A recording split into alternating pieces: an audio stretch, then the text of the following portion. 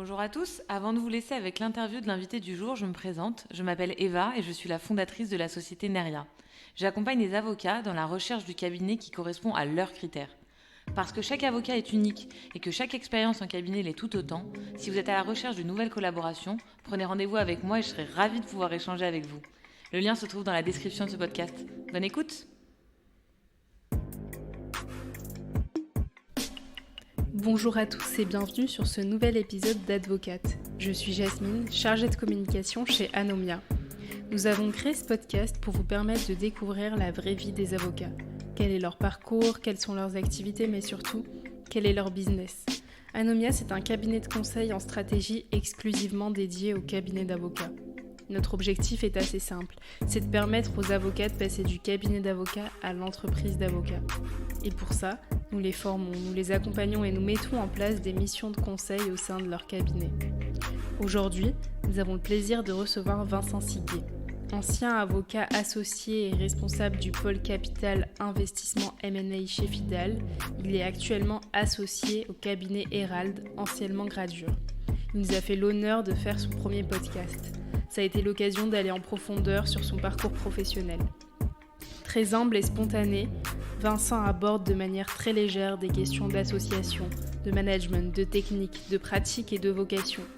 Son franc-parler a su nous émouvoir et nous toucher. Je ne vous en dis pas plus et vous laisse découvrir ce podcast.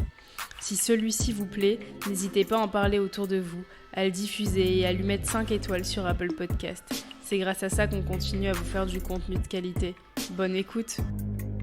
Eh bien écoute, bonjour Vincent Siguier, je suis ravi de te recevoir dans ce podcast pour plusieurs raisons. Déjà, tu es un avocat que j'aime beaucoup. On s'est rencontrés pour la première fois il y a de ça un an, je pense, où j'étais venu petit déjeuner dans ton cabinet d'avocat. On s'est recroisés aussi avec ma compagne à Strasbourg il y a quelques temps et tu as enfin accepté de venir faire un podcast chez nous. Bonjour Vincent Siguier. Bonjour Valentin, le plaisir est partagé. Alors effectivement, ça fait un bout de temps qu'on avait parlé de ça et je suis ravi de le faire avec toi parce que la sympathie est tout à fait réciproque. J'avoue que jusqu'à présent, je ne voyais même pas en quoi consistait exactement un podcast et je ne voyais pas ce que j'allais pouvoir raconter qui puisse intéresser quiconque sur mon métier. Mais bon, je te fais confiance pour essayer de me faire dire des choses qui me fassent passer pour quelqu'un d'un peu plus intelligent que je ne le suis. Ah, c'est mon objectif intervieweur, c'est montrer aux gens qui nous écoutent que la personne invitée est intelligente. Oui, avec toi, ça va aller. Première question, c'est toujours la même. Qui étais-tu avant de devenir avocat ? Avant de devenir avocat, j'étais un lycéen moyen, pas mauvais élève, plutôt vivant sur ses acquis, mais j'étais surtout un peu rebelle. J'ai une période adolescente un peu musclée, un petit peu turbulente, on va dire. Qui m'a valu de passer par boîte à bac, etc.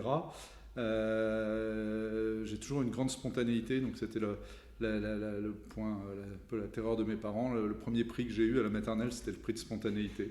Pareil, ils l'avaient créé pour moi parce que je répondais toujours du tac au tac et assez franchement aux questions qui m'étaient posées. Et après cette période où je ne savais pas trop ce que j'allais faire, je suis rentré en fac de droit quasiment par hasard. Ma sœur avait fait du droit et elle est directrice juridique d'un groupe. Et je me suis dit, tiens, pourquoi pas du droit, mais j'avais aucune vocation particulière. Et ça m'a tout de suite plu. Donc d'un étudiant lycéen plutôt turbulent, je suis devenu plutôt un assez bon étudiant. J'ai fait à l'époque un DESS Affaires et Fiscalité à Paris 1. Et puis j'ai fait une des premières sessions du master juridique de l'ESCP. C'était pas encore, c'est devenu classique, mais à mon époque un peu plus ancienne, ça ne l'était pas. Et voilà, et c'est des études qui m'ont bien plu. Mon seul regret, ça aurait été de ne pas pouvoir faire un MBA derrière, mais quand j'ai fini le SCP, ma maman a dit il était en allé travailler et j'y suis allé. Il fallait que je rembourse quelques prêts étudiants, donc il n'était pas question de pouvoir continuer. Sinon, je pense que je serais toujours étudiant parce que c'est une période que j'ai beaucoup aimée, ce d'autant que je faisais une carrière sportive en parallèle et que du coup, j'avais tendance à dire je fais sport-études, je faisais du droit d'un côté, mais aussi beaucoup de compétitions sportives à côté et j'ai toujours mené les deux choses en parallèle jusqu'à ce que je sois avocat où là, la carrière professionnelle a vraiment pris le dessus sur la carrière sportive. Très clair. Et tu commences ta carrière professionnelle où ? Alors, je commence ma carrière professionnelle. Ma carrière professionnelle, elle a commencé quasiment en même temps que mes dernières années à l'ESCP. J'ai d'abord été bizarrement salarié de l'Ordre des avocats au barreau de Paris, au moment où les avocats, la profession était assujettie obligatoirement à la TVA, et j'ai enseigné on était un certain nombre d'étudiants, enseigné la TVA à ceux qui n'étaient pas encore nos confrères, mais qui étaient les avocats au barreau de Paris, ce qui m'a permis de faire passer des groupes de 30, toujours sur les mêmes sujets, et de constater la diversité de la profession. J'en voyais que des personnalités différentes, et on avait pourtant l'impression d'avoir toujours la même salle, avec toujours des personnages, certains râleurs, certains positifs, etc. Et j'ai beaucoup appris dans ce truc-là, donc ça a été mon début, mais c'était pas encore comme avocat.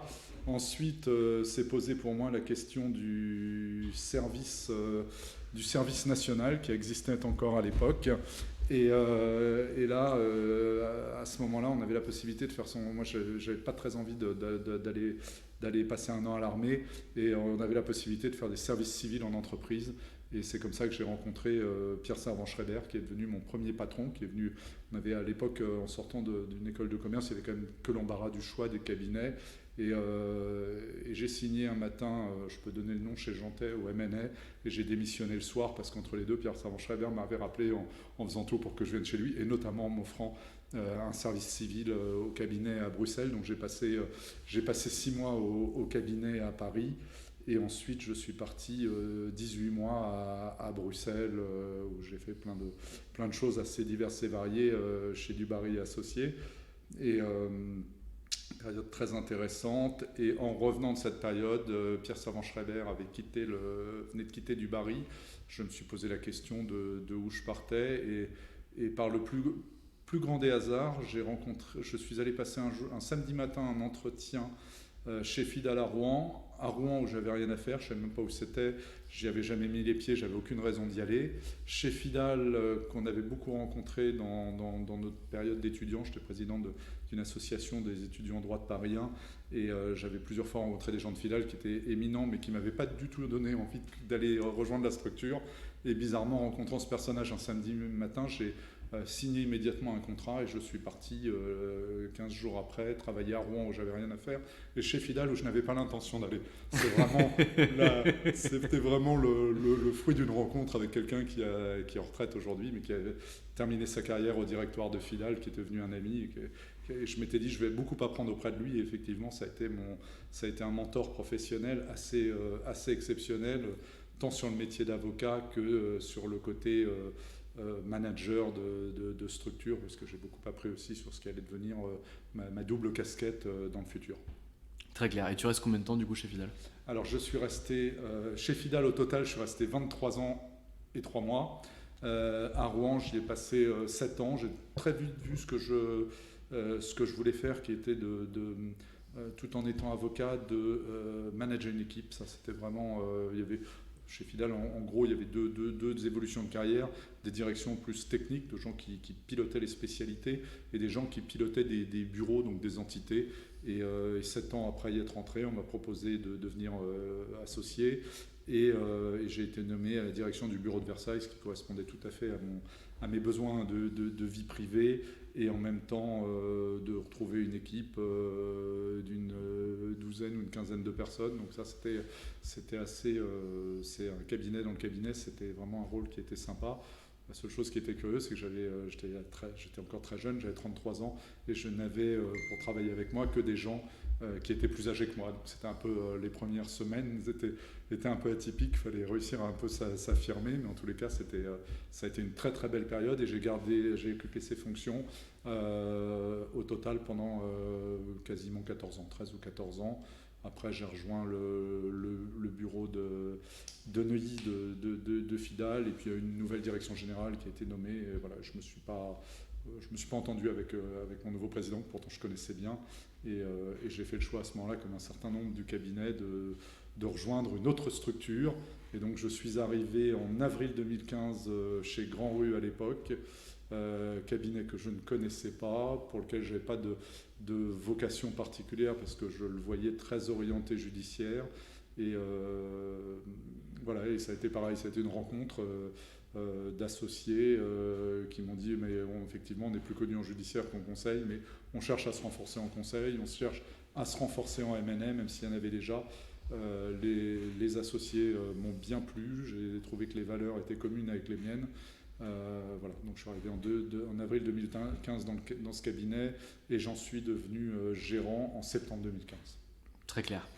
On va revenir un petit peu sur ton parcours chez Fidal. Déjà, comment ça se passe quand tu passes de Fidal Rouen à Fidal Versailles? Est-ce que tu vois des grands changements par rapport à l'organisation du cabinet, par rapport au mode de fonctionnement de deux entités qui portent le même nom mais qui ne sont pas les mêmes en réalité?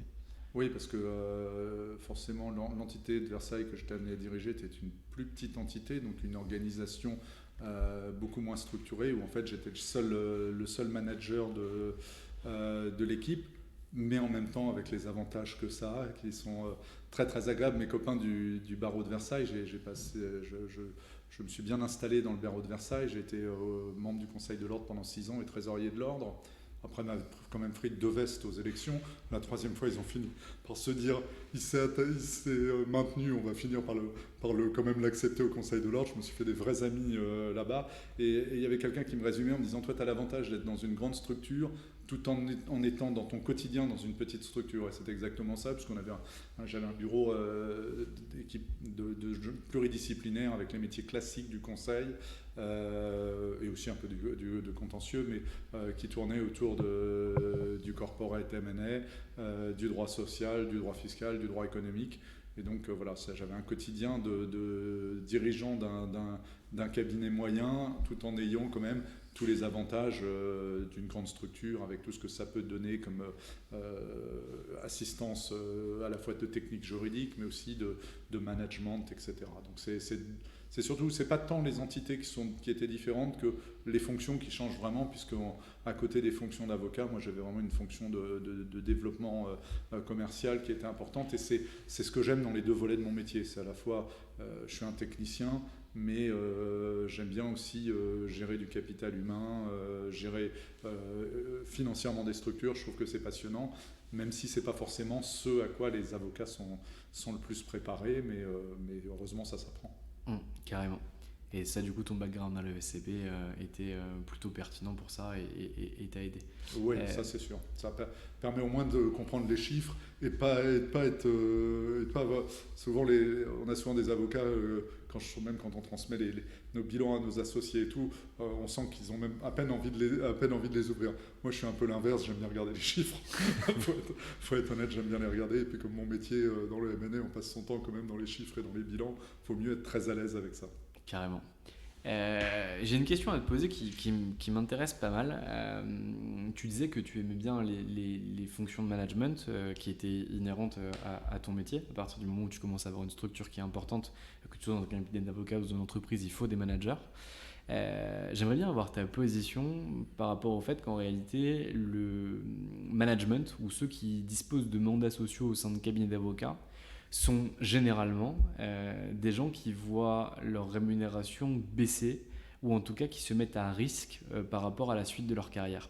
Je m'explique, dans les cabinets d'avocats, on est souvent sous un système de rémunération qui est fonction du chiffre d'affaires, pas exclusivement, mais en tout cas le chiffre d'affaires est très important. Et pendant finalement ces mandats sociaux, on va avoir moins de temps à consacrer à son développement et on consacrera plus de temps à sa structure. C'est quoi ta position par rapport à ça ? Oui, ça c'est... En tous les cas, dans les structures que je connais, c'est tout à fait exact. Mes fonctions ne sont pas rémunérées en tant que telles. C'est un choix.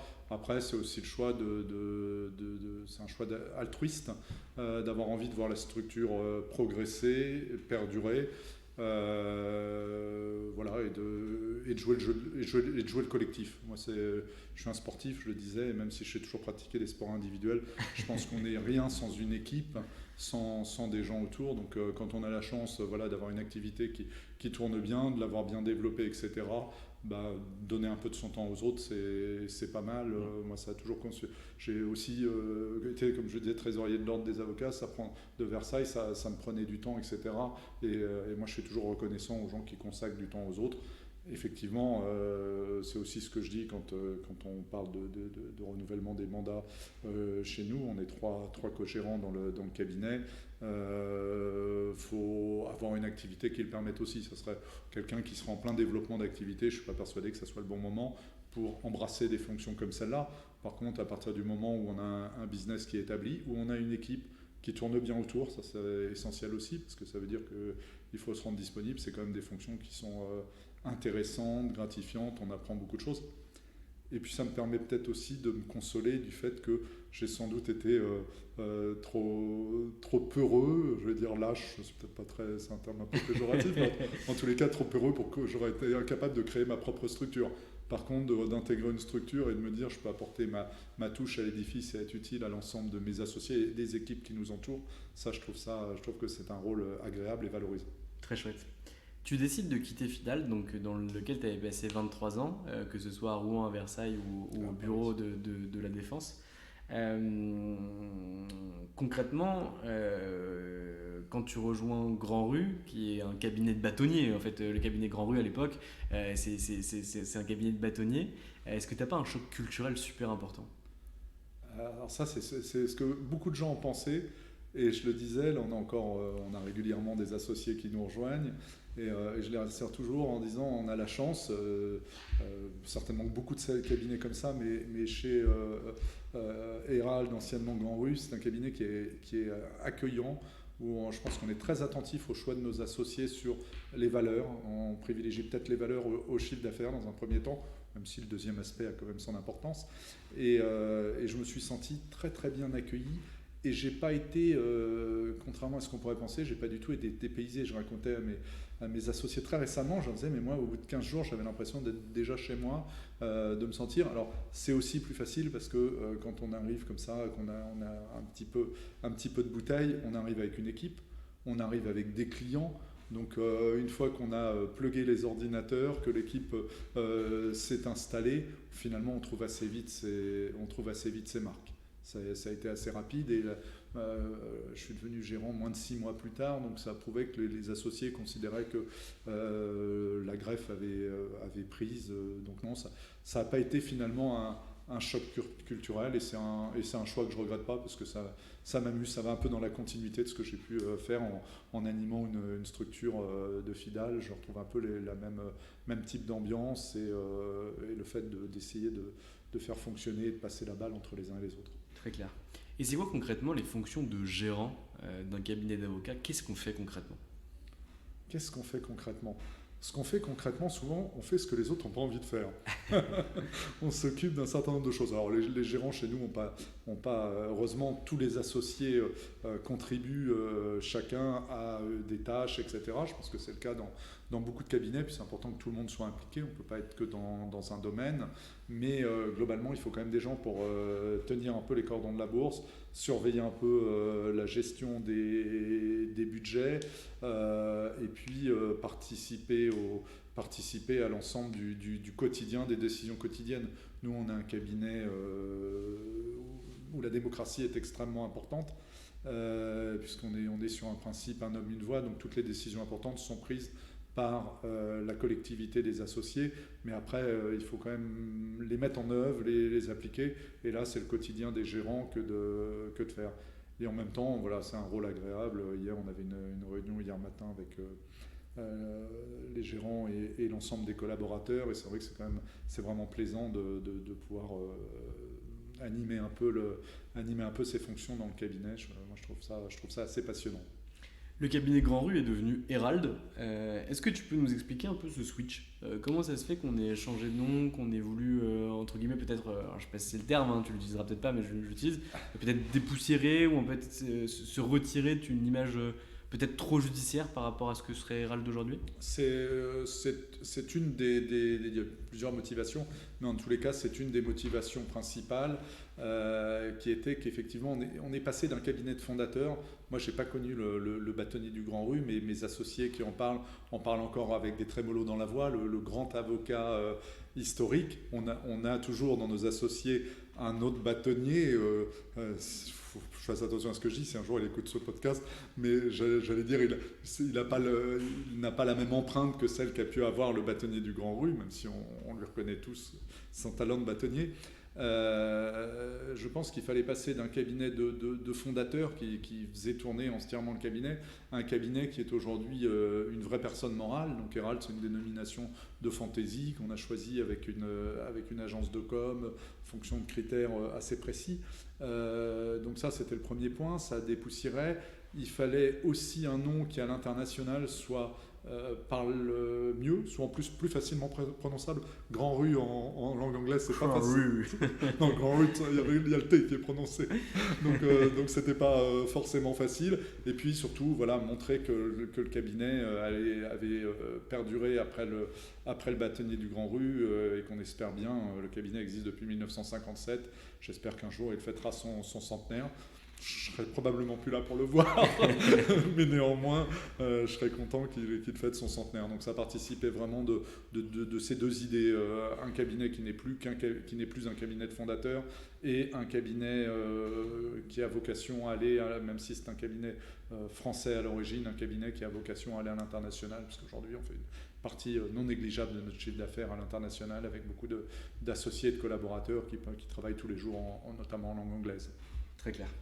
Et aujourd'hui, les ambitions du cabinet Herald, c'est quoi? Tu peux nous parler un petit peu du cabinet, du nombre d'associés, du nombre de collaborateurs, des ambitions du CAB Aujourd'hui, on est une petite soixantaine d'avocats, dont 17 associés. On a vocation à continuer à grandir et à grossir dans une croissance raisonnée. C'est-à-dire qu'on privilégie la qualité des associés qui nous rejoignent à la quantité, mais on a vocation à poursuivre nos recrutements, à assurer le renouvellement des générations. Il y a des associés, alors il n'y a pas de choc de génération, mais il faut en permanence qu'on se renouvelle, qu'on se féminise davantage. On a de plus en plus d'associés femmes et on est très demandeurs de poursuivre ce mouvement, de le rajeunir et encore une fois de transmettre. L'objectif pour nous, pour un certain nombre d'associés, ce sera de transmettre et d'essayer de laisser un outil et de se dire qu'il se poursuivra même le jour où on aura fait valoir nos droits à une retraite méritée. Très clair. En janvier 2022, puis en juillet 2022, on a vu une forte hausse des rémunérations, notamment tirée par des cabinets américains et des gros cabinets français qui ont suivi finalement cette hausse de rémunération à destination des collaborateurs. Comment vous avez vu ça et comment derrière vous l'avez finalement analysé et quelles décisions vous avez prises par rapport à tout ça? Alors, on l'a bien sûr vu, on discute pas mal de façon informelle avec les managers d'autres cabinets de notre taille ou de taille beaucoup plus importante pour justement réfléchir, voir comment les autres se comportent et adopter notre propre marketing. Nous, on n'a pas forcément, on a augmenté très sensiblement nos rémunérations, donc on a suivi le mouvement, mais quelque part en gardant l'écart qu'on pouvait avoir avec certains cabinets du top de la place, considérant qu'on essaye et c'est pas toujours facile à marketer, mais de considérer qu'on est un cabinet où les collaborateurs peuvent à la fois gagner très correctement leur vie et en même temps avoir quand même une vie privée. Ça, c'est pas toujours évident pour les collaborateurs de voir la différence qu'il peut y avoir entre certains cabinets américains où le nombre d'heures à charger est beaucoup plus important, etc. et ceux qui choisissent d'avoir un équilibre entre leur temps de vie professionnelle et la rémunération qu'ils en retirent. Je pense qu'on réussit plutôt pas mal, ce mix. Et moi, c'est aussi un choix qui a toujours guidé ma carrière, parce que j'adore mon métier, j'aime beaucoup ce que je fais, mais j'aime aussi passer du temps avec ma famille, j'aime aussi beaucoup faire des compétitions sportives, je continue toujours beaucoup. Voilà, donc je considère que j'ai vu trop de mes copains qui ont de promos, etc., qui avaient aussi... comme j'ai pu les avoir, les dents qui raillaient un peu le parquet quand on sortait de la fac et qui finalement des années après n'ont pas fait les carrières que j'aurais pensé parce que leur carrière a finalement miné leur vie privée a fini par miner leur carrière. Enfin, voilà, c'est une question d'équilibre. Donc ça aussi, pour moi, ça doit impacter les rémunérations, même si ce n'est pas facile d'expliquer à quelqu'un qui se compare. Et heureusement, quand ça nous arrive, des collaborateurs qui partent de notre environnement vers un autre environnement j'ai rien contre les anglo-saxons, mais j'allais dire plus anglo-saxons dans l'extrême des heures, etc. On s'aperçoit après, je le voyais hier matin dans notre réunion avec nos collaborateurs, que les retours qu'ils ont ne leur donnent pas forcément envie de nous quitter, parce qu'ils se disent, bon, finalement j'ai un équilibre, je peux quand même passer un peu de temps avec ma famille et mes enfants, et il ne faut pas que j'ai 2 vestes sur moi, une que je laisse sur ma chaise en partant pour faire croire que je suis toujours là. Donc ça, c'est pas notre cas, même si nos collaborateurs bossent aussi beaucoup, il ne faut pas non plus leur retirer, mais c'est comme ça qu'on essaye de trouver l'équilibre.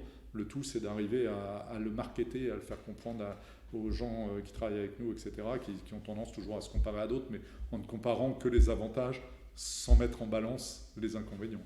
Oui, parce qu'il y a ça qui est déjà extrêmement difficile pour la rétention des talents que vous avez chez Herald, mais aussi pour le fait de réussir à faire venir de nouveaux stagiaires ou collaborateurs au sein du cabinet. C'est très difficile parce qu'en fait, tous les cabinets d'avocats utilisent le même lexique, utilisent la même sémantique, et pour un profane du secteur, ou d'ailleurs même quelqu'un qui connaît le secteur, c'est très difficile de se rendre compte de ce qui se passe concrètement au sein d'un cabinet d'avocats, pour plusieurs raisons. C'est que, comme je l'ai dit, tous les termes sont les mêmes. Et la deuxième chose, c'est qu'en réalité, un cabinet d'avocats, aujourd'hui, ça ne veut rien dire. Parce qu'en réalité, quand on me dit « oui, chez Gide, c'est trop bien » ou « c'est horrible », en réalité, je dis non, tu peux pas dire un truc comme ça. Ça dépend avec qui t'es, dans quel département t'es, avec qui tu travailles. Et en fait, si t'es chez Gide, dans telle équipe, ça va se passer super bien, et chez Gide, dans telle équipe, ça se passera beaucoup moins bien. Et ça doit être très très difficile pour un cabinet d'avocats comme le vôtre. Oui, c'est difficile, mais je pense pour tous les cabinets, c'est difficile. Et effectivement, les situations, même dans un cabinet comme le nôtre, chaque associé a sa personnalité, travaille d'une façon particulière, etc. Je pense, moi je me souviens, je disais que j'étais rentré chez Fidal, cabinet dans lequel je ne voulais pas aller, à Rouen, dans lequel je n'avais pas envie d'aller, simplement parce que j'ai rencontré quelqu'un, et à l'époque, je m'étais dit, qu'est-ce qui est important pour toi ? Je n'avais pas placé en critère numéro 1 la rémunération, j'avais placé en critère numéro 1 d'apprendre et aussi d'être au contact des clients. J'avais une crainte à ce moment-là, c'est de me retrouver uniquement comme second couteau à traiter de ces dossiers, et j'avais envie rapidement de voir des clients, d'avoir cette rencontre. Moi, ce métier m'intéresse parce qu'il est très humain. On croise beaucoup de gens. Moi, j'ai énormément de plaisir à voir mes collaborateurs, mais aussi les clients. Les clients, je les apprécie vraiment. Et beaucoup de clients que j'accompagne depuis plus de 20 ans, donc c'est une histoire qu'on écrit des fois en commun, même si on n'est qu'un petit facteur à leur côté, on est quand même vécu comme un petit facteur. Donc ça, c'est des choix qui doivent aussi guider pour moi un jeune avocat, c'est de se dire, il faut que je raisonne avec à court, à moyen et à long terme. Et pas raisonner qu'avec la rémunération, mais raisonner aussi en se disant, est-ce que je vais apprendre, est-ce que je vais grandir, est-ce qu'on va m'apporter autre chose, que la rémunération est un facteur essentiel dans une relation de travail, mais surtout pas se limiter à ça, à mon avis, ça sera une erreur. Et moi, en tous les cas, mes copains de promo qui l'ont fait, il y en a beaucoup qui s'en sont mordus les doigts, qui gagnaient mieux leur vie à court terme, mais qui finalement, à long terme, ne sont pas forcément gagnants, et surtout qui se sont probablement moins amusés que d'autres. Qui est très clair. Si on zoome un petit peu sur ta pratique, toi aujourd'hui tu fais du corpo M&A, est-ce que tu pourrais nous expliquer un petit peu concrètement ce que tu fais, ce que tu aimes là-dedans et la typologie de deal que tu aimes traiter ou que tu aimerais encore plus traiter que ce que tu traites aujourd'hui? Alors moi, ma typologie, moi je fais du corpo M&A sur des entreprises de taille intermédiaire, c'est-à-dire que je suis sur des grosses PME, vraiment du SMID+, quoi. Donc des valorisations d'entreprises qui vont être comprises entre 20 et 200 millions à peu près de valeur d'entreprise. Ce que j'aime là-dedans, alors le premier truc qui m'intéresse dans mon métier, c'est d'accompagner les entrepreneurs. C'est ça qui me passionne. J'ai en général comme interlocuteur la direction juridique, mais souvent le directeur général ou le président. Et ça, je trouve que c'est un rôle différent de celui d'un large cap. Quand tu travailles sur des entreprises beaucoup plus structurées avec des gros staffs juridiques, moi je travaille plutôt avec des dirigeants. Ça, je suis conseil de dirigeant. Moi j'ai toujours tendance à me souvenir que je suis conseil. J'ai un métier technique, mais en même temps j'ai l'impression d'accompagner presque au quotidien un certain nombre d'entreprises. Ce que j'aime là-dedans, c'est que c'est extrêmement varié. Je dis toujours à mes enfants il n'y en a aucun qui sera avocat, je pense, mais je leur dis toujours, ce qui est passionnant, c'est de voir tous les jours des métiers différents. Ça me passionne. Je passe un jour d'une session d'une usine de bijoux à la session d'un groupe de bricolage, en passant par des grosses opérations de consolidation dans les groupes chirurgicaux privés, dans les cliniques de santé. Enfin voilà, il y a plein de secteurs, et c'est ce qui fait qu'en dehors de l'aspect technique, la technique elle est essentielle, elle doit être maîtrisée, mais de varier les secteurs et de connaître les secteurs, ça c'est passionnant. On ne travaille pas comme avocat en M&A dans la santé comme on travaillerait dans d'autres secteurs, parce que voilà, ça nécessite des réflexes, etc. Et ce qui fait que finalement, au-delà de la spécialité par practice, on a aussi une spécialité par métier. Donc ça, c'est vraiment ce qui fonde mon intérêt, c'est d'avoir cette diversité de typologies de dossiers, même si j'ai quelques secteurs de prédilection, santé, informatique, télécom, retail aussi, je fais beaucoup. Donc voilà, et puis ce qui m'intéresse, c'est d'avoir des dirigeants avec qui je m'entende bien. J'ai toujours tendance à penser qu'on finit quand on est un avocat avec un peu de bouteille par avoir des clients qui nous ressemblent, donc c'est très, très agréable quand on a des clients. Pour être un bon conseil, il faut avoir un bon contact avec le client, il faut que ça soit fluide, que la confiance soit là, donc finalement c'est ce qui fonde la relation, c'est aussi celle qui fonde la relation avec nos collaborateurs. Je pense que s'ils font confiance à leurs associés et que les associés font confiance à leurs collaborateurs, on avance beaucoup plus vite ensemble. Je suis assez d'accord. Ça fait quasiment 31 ans, si mes calculs sont exacts, que tu es avocat. Je préfère pas les compter. Ça, c'est pas sympa. Je vais 23 plus 8, ça va, c'était... C'est à peu près ça. C'était ok. C'est quoi tes objectifs pour la suite ? Quand on a 30 ans de bar, quand on est passé 23 ans chez Fidal, quand on a pris la tête d'un cabinet comme Herald, c'est quoi les enjeux pour l'avenir ? Les enjeux pour l'avenir, alors à titre personnel d'abord, c'est de continuer à m'amuser, de continuer à me faire plaisir dans mon quotidien professionnel, de continuer à avoir des choses différentes, de continuer à accompagner, parce que alors le privilège aussi, c'est quand on a un peu de bouteille, j'ai beaucoup de clients que j'accompagne depuis plus de 20 ans. Et il y en a un certain nombre que je commence à céder, donc c'est un peu la fin de l'histoire. On a fait les premières acquisitions, les deuxièmes acquisitions, les premières levées de fonds, les deuxièmes levées de fonds, troisième levée de fonds, puis on accompagne les sorties. C'est un rôle qui est forcément est valorisant quand les sorties se passent bien. J'ai vendu il y a 2 ans mon tout premier client quand je suis rentré à Fidal en février 93, qui était un jeune médecin anesthésiste qui achetait 2-3 actions de la clinique dans laquelle il travaillait, et je l'ai vendu. Il avait un groupe d'une dizaine ou une quinzaine de cliniques. Entre les deux, on avait fait des levées de fonds dans tous les sens. Donc ça, c'est une histoire qui est plaisante. Donc mon objectif perso, il est là, et l'objectif au niveau d'un cabinet comme Herald, c'est de transmettre. Ça, c'est vraiment le maître mot est là. Je pense qu'il est partagé par les associés de ma génération et celles qui sont un peu au-dessus. C'est d'arriver à passer le relais au suivant, à ce que la structure continue à vivre et à grossir, continue aussi à évoluer, parce que le danger quand on a un peu de bouteille, c'est de croire qu'on détient la vérité, qu'on a tout acquis. Le monde évolue très très vite, il faut le voir évoluer, il faut accepter que le cabinet évolue, que les suivants ne font pas la même chose que nous. Moi, on me dit parfois, les jeunes ont moins envie de travailler que nous on en avait envie. Je ne sais pas si on a moins envie de travailler, mais en tous les cas, ils ont des rythmes qui sont différents, et je ne suis pas persuadé que les nôtres étaient forcément les bons. Donc je voudrais laisser aux successeurs les moyens de faire aussi ce qu'ils auront envie de faire de ces structures, en gardant l'essentiel, c'est que je lisais ce que tu écris, parce que je lis ce que tu écris avec intérêt, et je suis assez d'accord pour dire qu'il faut des entreprises d'avocats. Je pense que dans les enjeux de la profession dont il va falloir se préoccuper, c'est de faire grossir nos structures pour des raisons évidentes de mutualisation de coûts et d'atteinte de taille un peu minimum de ces entreprises d'avocats, notamment pour les avocats d'affaires. Mais il ne faut pas qu'on devienne des entreprises comme les autres. Il faut malgré tout qu'on reste des avocats. Et qu'est-ce qui fait un avocat finalement ? Effectivement, on pourrait se dire c'est un prestataire de service. Quelle différence il y a entre un associé du BCG ou de McKinsey et un avocat d'affaires ? La différence essentielle, elle reste quand même la déontologie. Donc derrière ce mot, on dit beaucoup de choses, mais il faut quand même se dire qu'est-ce que je raccroche derrière ma profession, et qu'est-ce qui fait que cette profession, je la gère comme une entreprise, mais en même temps, je garde une spécificité, c'est que j'ai un métier, j'ai une déontologie, je dois être ouvert aux autres, je dois respecter un certain nombre de principes essentiels de ma profession, des principes et puis des valeurs. Donc il faut qu'on devienne des entreprises, ça je suis d'accord avec les propos que tu tiens, mais il faut que ça reste des entreprises d'avocats et que ça ne soit pas des consultants standards. On a une différence par rapport à des consultants, c'est qu'on est avocat et qu'on a une déontologie à ce titre-là qu'il faut. Et ça il faut que nos futurs, les futurs associés de nos cabinets et tout gardent ça en tête, parce que pour moi ça reste quand même la garantie de la profession et ça se perd un peu.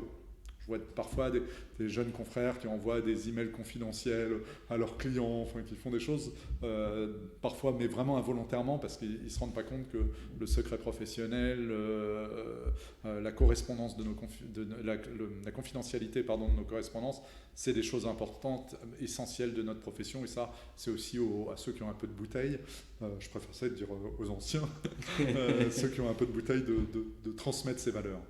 Très clair. De quoi tu es fier dans ces 30 ans d'avocature? Est-ce que tu as un souvenir marquant que tu aimerais nous partager?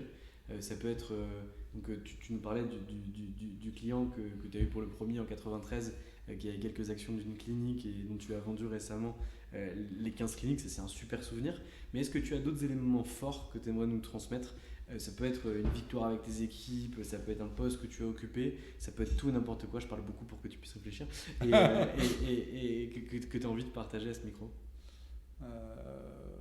Je ne sais pas s'il y a un épisode dont je sois le plus fier, dont je sois particulièrement fier. Il y a forcément, comme pour tout avocat, qu'il soit contentieux ou conseil, on a des dossiers qui ont marqué, où on a fait des bonnes choses.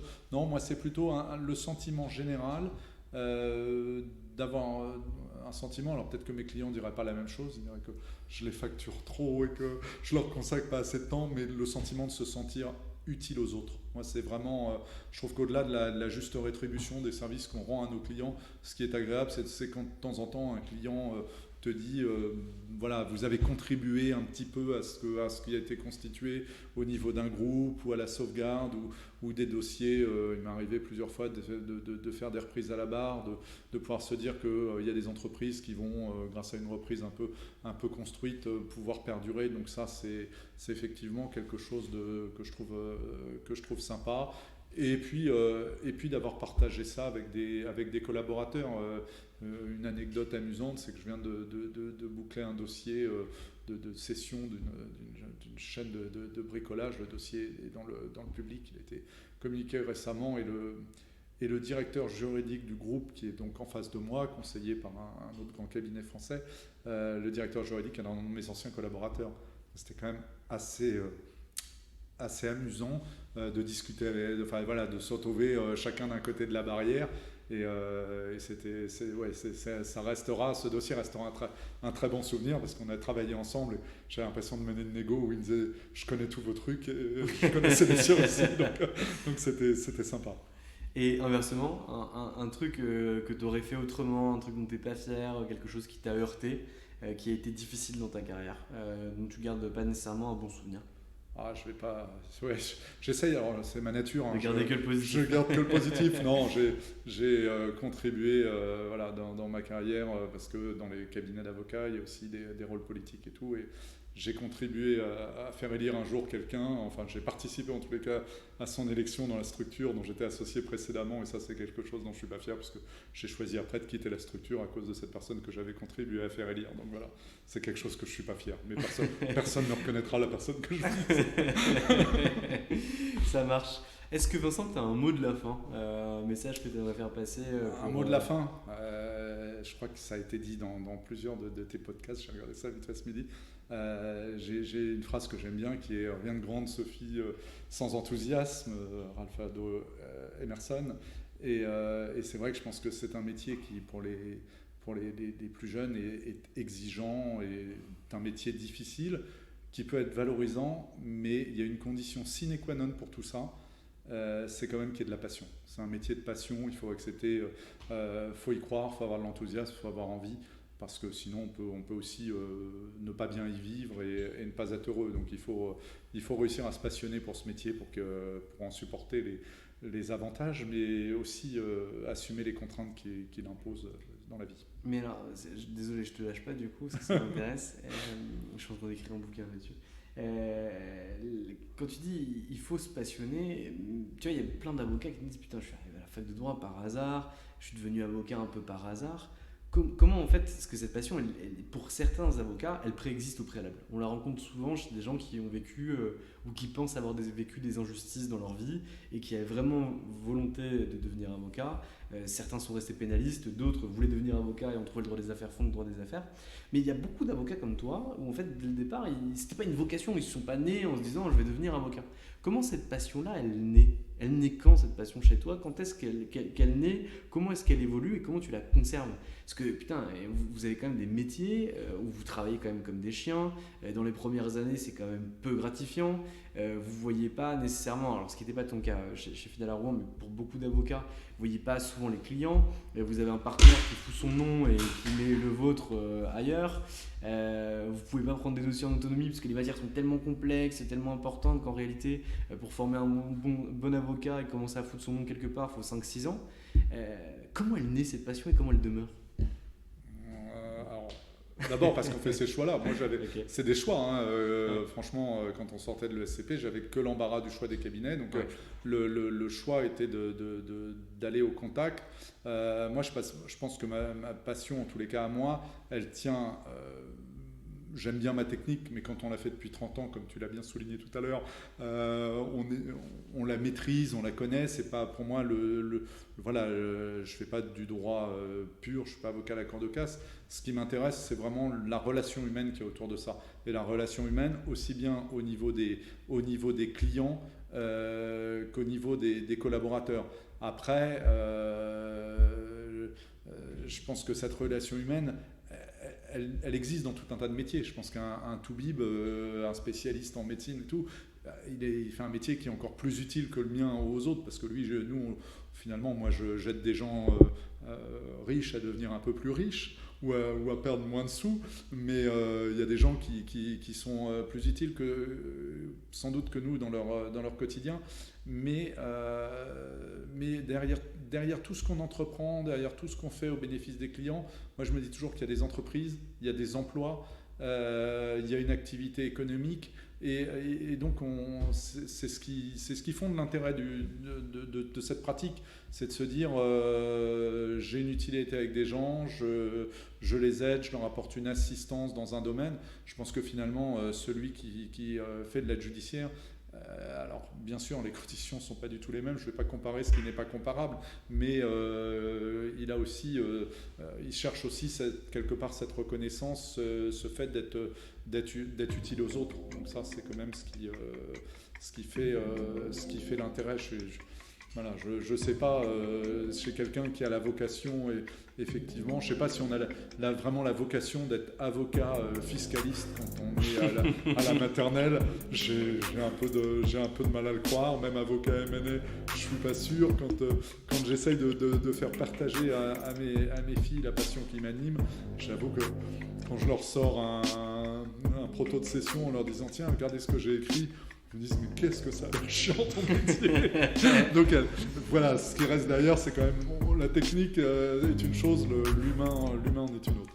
Très clair. Vincent, je te remercie pour le moment que tu m'as consacré. J'ai pris beaucoup de plaisir à t'écouter et j'espère te revoir très vite. Merci beaucoup Valentin, à bientôt. Et voilà, c'est fini pour aujourd'hui. J'espère que cet épisode vous a plu. Pour découvrir tous les contenus qu'Anomia propose, vous pouvez vous rendre sur www.anomia.fr. Vous y trouverez des vidéos, des podcasts, des articles et également nos propositions de formation et d'accompagnement dédiées aux avocats, dédiées au business des avocats. Je vous souhaite une excellente journée et n'hésitez surtout pas à nous contacter. À bientôt.